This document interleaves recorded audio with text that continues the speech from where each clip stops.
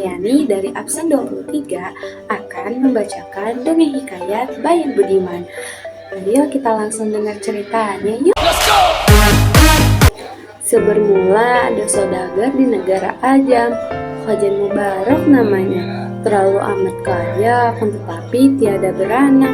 Seberapa lama ia setelah berdoa kepada Tuhan, maka saudagar Mubarak pun beranaklah istrinya seorang laki-laki yang diberi nama Khojan Maimun.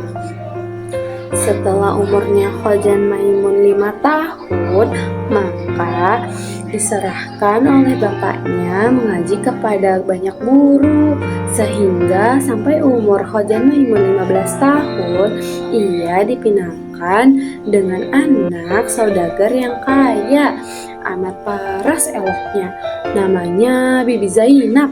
Hatta beberapa lama Khojan Maimun beristri itu, ia membeli seekor burung bayan jantan. Maka beberapa di antara itu ia juga membeli seekor tiung betina, lalu dibawanya ke rumah dan ditaruhnya hampir sangkaran bayan juga. Pada suatu hari, Khojan Maimun tertarik akan perniagaan di laut. Lalu minta izinlah dia kepada istrinya. Sebelum dia pergi, berpesanlah dia kepada istrinya itu jika ada barang suatu pekerjaan mufakatlah dengan 2 ekor unggas itu. Hubaya-hubaya jangan tiada, karena fitnah di dunia amat besar lagi, tajam daripada senjata. Hatta beberapa lama ditinggal suaminya, ada anak raja Ajam berkuda, lalu melihatnya rupa Bibi Zainab yang terlalu elok. Berkencanlah mereka untuk bertemu melalui perempuan tua. Maka pada suatu malam pamitlah Bibi Zainab kepada burung tiung itu hendak menemui anak raja itu. Maka bernasihatlah dia tentang perbuatannya yang melanggar aturan Allah Subhanahu wa Ta'ala.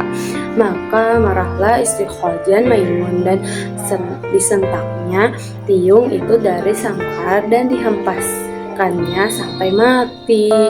Lalu Bibi Zainab pun pergi mendapatkan bayan yang sedang berpura-pura tidur. Maka bayan pun berpura-pura terkejut mendengar kehendak hati Bibi Zainab pergi mendapatkan anak raja. Maka bayan pun berpikir, bila ia seperti tiung, maka ia juga akan binasa. Setelah ia sudah berpikir demikian, maka ujarnya, "Aduhai Siti, baik paras, pergilah segera mendapatkan anak raja itu. Apapun hamba ini berharaplah Tuhan, jikalau jahat sekali pekerjaan Tuhan, insya Allah di atas kepala hamba menanggungnya. Baiklah Tuhan, sekarang pergi, karena sudah dinanti anak raja itu. Katanya, dicari segala manusia di dunia ini selain martabat, kesabaran, dan kekayaan. Adapun hamba Tuhan ini adalah seperti hikayat seekor unggas bayan yang dicabut bulunya oleh tuannya seorang istri saudagar." Maka berkeinginanlah istri Khojan Maimun mendengarkan cerita tersebut. Maka bayan pun berceritalah kepada Bibi Zainab dengan maksud agar ia dapat memperlalaikan perempuan itu.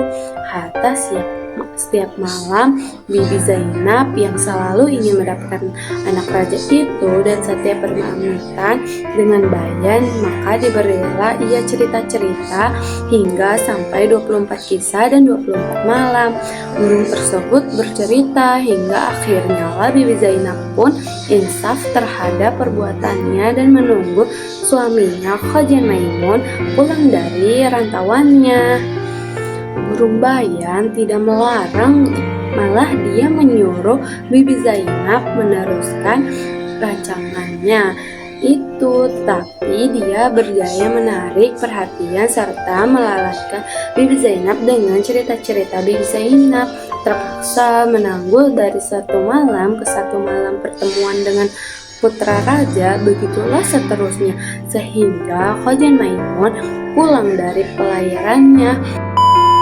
Bayan yang bijak bukan sahaja dapat menyelamatkan nyawanya, tetapi juga dia dapat menyekat istri tuannya daripada menjadi istri yang curang.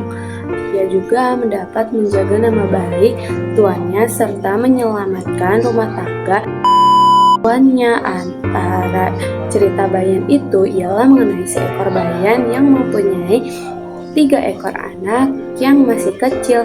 Ibu Bayan itu menasihatkan anak-anaknya supaya jangan berkawan dengan anak cerpelai yang tinggal berhampiran. Ibu Bayan telah bercerita kepada anak-anaknya tentang seekor anak kera yang bersahabat dengan seorang anak saudagar. Pada suatu hari mereka berselisih paham.